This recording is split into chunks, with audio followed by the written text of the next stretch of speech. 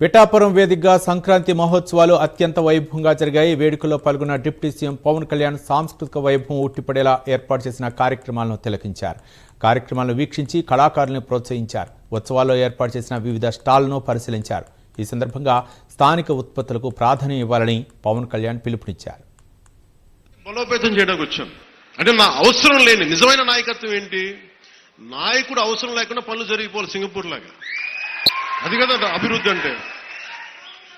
ఏ పని కావాలన్నా ఎమ్మెల్యే గారి ఇంటికి వెళ్తే కానీ పనులు అవ్వండి. అట్లా అంటే అది అభివృద్ధి కానట్టే కదా. లెక్క ఎందుకు చెప్తున్నానంటే నేను కేవలం ఒకదానికే పరిమితం అయిపోతే నా శక్తిని మీరు చంపేసినట్టు వాళ్ళు అయిపోతారు. నాలాంటి వాడు మీకు ఎంత బలం ఇస్తే బయట ప్రాంతాల నుంచి వచ్చి అసలు నన్ను ఏం చేశారు లాస్ట్ టైం, మా జిల్లాల్లోకి వస్తే మా ప్రాంతాల్లోకి వస్తే మేము అడుగు పెట్టాం, మా నియోజకవర్గాల్లోకి వస్తే చాలా నాకు చెప్పి వాళ్ళు మటుకు నేను ఎంచుకున్న నియోజకవర్గానికి వచ్చి మొత్తం వ్యతిరేకంగా చేశారు. వాళ్ళ ఏరియాల్లోకి వెళ్ళకూడదట, వాళ్ళ నియోజకవర్గాల్లోకి వెళ్ళకూడదు, కానీ మనం పనిచేస్తున్న నియోజకవర్గాలకు వచ్చి ఏదైనా గెలకొచ్చు. అంటే వాళ్ళకి అర్థం కాదు ఏంటంటే నేను సన్నగా కనిపిస్తానో మెత్తగా కనిపిస్తానో నాకు తెలియదు, కానీ నా గట్టిదనం వాళ్ళకి తెలియదు. అంటే మీరు మొండి పట్టు పడితే మీరు గొడవ పెట్టుకోవాలనుకుంటే నేను సంసిద్ధంగా ఉన్నాను, ఎప్పుడైనా గొడవ పెట్టుకున్నాను. దానికి నా దగ్గర కొదవ లేదు, ఆ శక్తి కొదవ లేదు. కానీ ఏంటంటే యుద్ధం ఎందుకు భరిస్తాడు? ఎవడైనా తిడతా ఉంటే బలం ఉన్నోడు భరిస్తాడు, బలహీనుడే ఎదురు తిరుగుతాడు. నేను ఎప్పుడన్నా సరే నా వ్యక్తిగతంగా నేను ఎప్పుడు గొడవ పెట్టుకోను. వ్యవస్థ కోసం ఇబ్బందులు అయినప్పుడు నాకేంటి, గత ప్రభుత్వం అద్భుతంగా పనిచేస్తే నాకు ఎందుకు అవసరం ఉంది? అసలు పాలిటిక్స్ రావాల్సిన అవసరమే లేదు. ఉదాహరణకి నల్గొండ లాంటి ప్రాంతంలో ఫ్లోరోసిస్తో బాధపడతా ఉంటే కృష్ణానది నీళ్లు హైదరాబాద్ దాకా వెళ్తున్నాయి, కానీ ఆ దారి వెంబడి వస్తున్న నల్గొండలో నీళ్లు చాలా సంవత్సరాలు లేవు, ఈ మధ్యన వచ్చినాయి.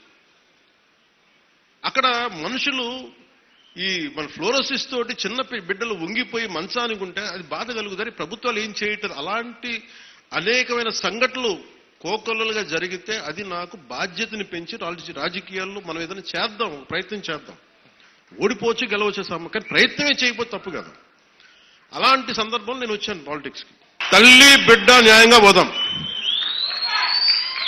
తల్లి బిడ్డ న్యాయంగా పోదాం. మీరు ఒక మాట అనండి నేను తీసుకుంటా, కానీ మీరు నన్నన్నా పర్లా, పార్టీ నన్నా నేను భరిస్తాను. కానీ ప్రజల మధ్య వైషమ్యాలని కనుక మీరు చేస్తే దాని పర్యవసానాలు చాలా తీవ్రంగా ఉంటాయి, గుర్తుపెట్టుకోండి. ఎందుకంటే నాకు ఓటమి భయం లేదు, ఇది చాలా చాలా అర్థం చేసుకోవాలి అందరూ.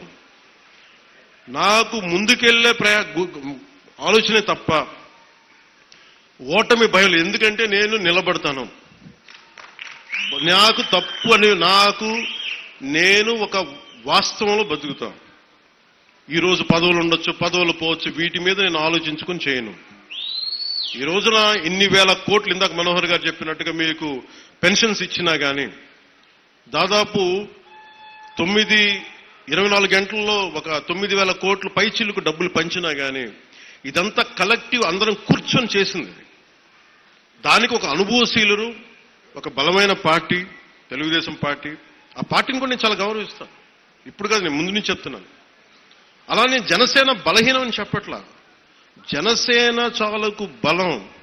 రోడ్ల మీదకి అన్యాయం జరిగితే జనసేనకున్న బలం అదే. ఇక్కడ ఒక్క ఆంధ్ర రాష్ట్రంలో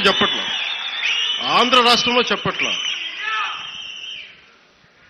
నా సిద్ధాంతాలని జనసేన సిద్ధాంతాలు నమ్మేవాళ్ళు ఊరికి 10 మంది ఉన్నా వాళ్ళు 1000 మందితో గొడవ పెట్టుకుంటారు. అది జనసేన.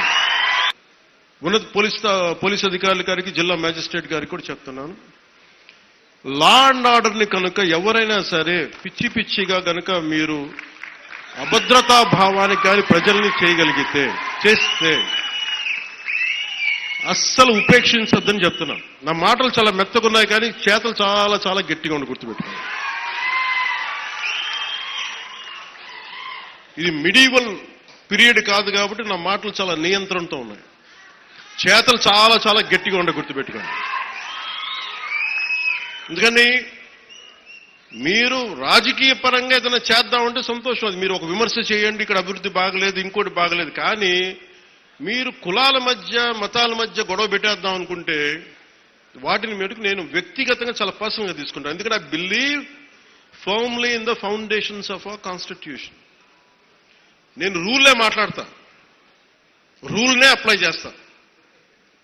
అది దయచేసి ఉన్నతాధికారులందరూ, అది మీరు కలెక్టర్ గారు కావచ్చు, ఎస్పీ గారు కావచ్చు, మీరు ప్లీజ్ అది మీరు చాలా ఫర్మ్ గా అప్లై చేయండి. అది నేను స్వయాన ముఖ్యమంత్రి గారే మేము తప్పు చేసినా మాకు కూడా అప్లై చేయండి అని మేము శాసనసభలో చెప్పి we're bounded by that word అనేది. సంక్రాంతి అంటే కేవలం కోడి పందాలు, పేకాట, జూదం దగ్గరికి పరిమితం అయిపోతే రాంగ్ ఇండికేషన్ అవుతుంది సొసైటీకి. ఇంకెక్కడ వినం మనం. అది మార్పు రావాలి అంటే, ఎందుకంటే మన సంస్కృతిని మనల్ని దేనికైతే అసలు మూలం ఎట్లా ప్రారంభం అది మర్చిపోయాం అనుకోండి, మర్చిపోతే అది దారి తప్పేస్తాం. అప్పుడు మీకు మెకాలే చెప్పినట్టుగా ఒకరిని దెబ్బ కొట్టాలి, ఒకరిని సంస్కృతిని, దేశాన్ని వైపౌట్ చేయాలంటే ముందు వాళ్ళ సంస్కృతిని చంపేయడం. సో ఇది సంస్కృతి మూలాల్ని పరిరక్షించడానికి, మర్చిపోకూడదని చెప్పడానికే ఈ వేడుక ఈ రోజున పీఠిక. ఇది మొత్తం రాష్ట్రంలో ప్రతి నియోజకవర్గంలో ఇది అవ్వాలి.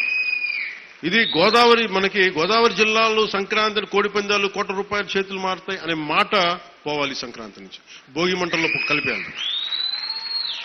సరదాగా చేసుకుంటారో ఏం చేసుకుంటారో వేరే, కానీ అది మట్టుకు ప్రత్యేకంగా కనిపించకూడదు. ఇది ఆప్యాయతానురాగాల గురించి, పంచే మనస్తత్వం గురించి చెప్పుకోవాలి. ఇందాక మనం చూసిన హరిదాసు కీర్తనల గురించి చెప్పుకోవాలి. గరగ నృత్యాలు, గంగిరెద్దులాటలు, కోలాటలు, భజనల గురించి చెప్పుకోవాలి. అలాగే నవతరానికి మన సాంప్రదాయాల విలువల గురించి, కళారూపాలు, సృజనాత్మక ప్రక్రియల గురించి తెలియాలి.